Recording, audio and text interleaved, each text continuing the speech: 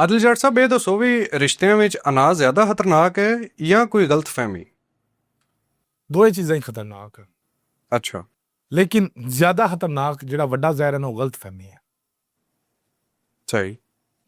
ਉਹਦੀ ਵਜ੍ਹਾ ਵੀ ਕਿਰੇ ਨਾ ਕਿਰੇ ਨਾ ਹੁੰਦੀ ਹੈ। ਅਗਰ ਮੈਨੂੰ ਅਸੀਂ ਦੋਏ ਇੱਕੋ ਜਗ੍ਹਾ ਤੇ ਇੱਕੋ ਪਲੇਸ ਤੇ ਤਕਰੀਬਨ 7-8 ਘੰਟੇ ਗੁਜ਼ਾਰਨੇ ਆ, ਕੰਮ ਕਰਨੇ ਆ, ਕੁਲੀਕ ਆ, ਠੀਕ ਹੈ, ਸਾਡਾ ਰਿਸ਼ਤਾ ਵਾ ਆਪਸ ਵਿੱਚ ਕਿ ਅਸੀਂ ਇੱਕ ਦੂਏ ਦੇ ਨਾਲ ਮਿਲ ਕੇ ਕੰਮ ਕਰਨੇ ਆ, ਸਹੀ ਹੈ, ਸਾਡੇ ਦਰਮਿਆਨ ਇੱਕ ਗਲਤਫਹਿਮੀ ਪੈਦਾ ਹੋ ਗਈ ਹੈ। ਹੁਣ ਉਹ 1 ਮਿੰਟ ਦੇ ਅੰਦਰ ਖਤਮ ਹੋ ਸਕਦੀ ਹੈ। ਠੀਕ। ਸਿਰਫ ਜੁਰਤ ਕਰਕੇ ਤੁਸੀਂ ਮੇਰੇ ਨਾਲ ਗੱਲ ਕਰਨੀ ਹੈ ਤੇ ਮੈਂ ਜੁਰਤ ਕਰਕੇ ਤੁਹਾਡੇ ਨਾਲ ਗੱਲ ਕਰਨੀ, ਸਹੀ ਹੈ। ਅਸੀਂ ਮੌਜੂਦਾ ਸੂਰਤ-ਹਾਲ ਆਪਣਾ ਫਾਇਦਾ ਦੇਖਦੇ ਹੋਇਆ, ਜੀ, ਜ਼ਿਆਦਾਤਰ ਫਾਇਦਾ ਦੇਖਦੇ ਹੋ, ਜੀ ਜੀ, ਠੀਕ ਹੈ, ਉਹ ਅਸੀਂ ਕਲੀਅਰ ਕਰਨੇ ਦੀ ਕੋਸ਼ਿਸ਼ ਨਹੀਂ ਕਰਦੇ।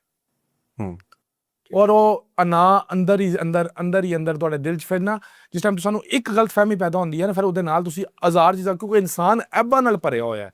ਮੈਂ ਦਿਨ ਦੇ ਅੰਦਰ ਕੋਈ 700 ਐਸੇ ਕੰਮ ਕਰਦਾ ਉਸ ਜਿਹੜੇ ਤੁਹਾਡੀ ਤਬੀਅਤ ਨਾਲ ਖੁਸ਼ਗਵਾਰ ਗੁਜ਼ਰਦੇ ਨੇ, ਬਿਲਕੁਲ ਲੇਕਿਨ ਤੁਹਾਡੀ ਮੇਰੀ ਜਦ ਤੱਕ ਗਲਤਫਹਿਮੀ ਨਹੀਂ, ਤੁਸੀਂ ਉਹਨਾਂ ਨਜ਼ਰਅੰਦਾਜ਼ ਕਰ ਦਿੰਦੇ। ਬਿਲਕੁਲ ਮੇਰੀ ਇਹ ਜੀ ਕੋਈ ਚੀਜ਼ ਤੁਹਾਡੀ ਨਜ਼ਰ ਹੀ ਖੁੜਕ ਗਈ ਹੈ, ਫਿਰ ਤੁਸੀਂ ਮੇਰੀ ਇੱਕ ਐਕਟ ਉੱਤੇ ਨਾ ਤੁਸੀਂ ਨਜ਼ਰ ਰੱਖੋਗੇ ਨਾ, ਬਿਲਕੁਲ ਤੁਸੀਂ ਐਕਟਿਵ ਹੋ ਜਾਓਗੇ। ਫਿਰ ਮੇਰੀਆਂ ਉਹ ਗਲਤੀਆਂ ਚੀਜ਼ਾਂ ਬਣਦੀਆਂ ਅੰਦਰ ਇੱਕ ਗੁਬਾਰ ਬਣੇਗਾ, ਜੀ, ਗੁਬਾਰ ਉਹ ਬਲਾਸਟ ਕਰੇਗਾ ਔਰ ਸਾਡਾ ਰਿਸ਼ਤਾ ਖਤਮ ਹੋ ਜਾਏਗਾ।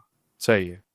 ਅਨਾਦ ਇਹ ਹੁੰਦਾ ਹੈ ਕਿ ਅਗਰ ਤੁਸਾਂ ਕੋਲ ਕੋਈ ਦੂਸਰਾ ਆ ਜਾਵੇ, ਜੀ, ਦੋਵਾਂ ਤਰਫ ਅਨਾਦ ਨਹੀਂ ਨਾ ਹੋ ਸਕਦੀ, ਕਿਸੇ ਇੱਕ ਤਰਫ ਹੈ, ਕਿਸੇ ਇੱਕ ਤਰਫ ਹੁੰਦੀ ਹੈ ਨਾ, ਉਹ ਵੀ ਬਹੁਤ ਖਤਰਨਾਕ ਹੈ। ਲੇਕਿਨ ਉਹਦਾ ਇਹ ਹੈ ਕਿ ਉਹਦਾ ਤਰੋੜ ਹੈ ਕਿ ਅਗਰ ਦੂਸਰਾ ਚਲਾ ਜਾਏ ਉਹਦੇ ਕੋਲ ਤਾਂ ਖਤਮ ਹੋ ਸਕਦੀ ਹੈ। ਲੇਕਿਨ ਗਲਤਫਹਿਮੀ ਐਸੀ ਚੀਜ਼ ਹੈ, ਉਹ ਤੁਹਾਨੂੰ ਉੱਥੇ ਜਾਣ ਹੀ ਨਹੀਂ ਦਿੰਦੀ।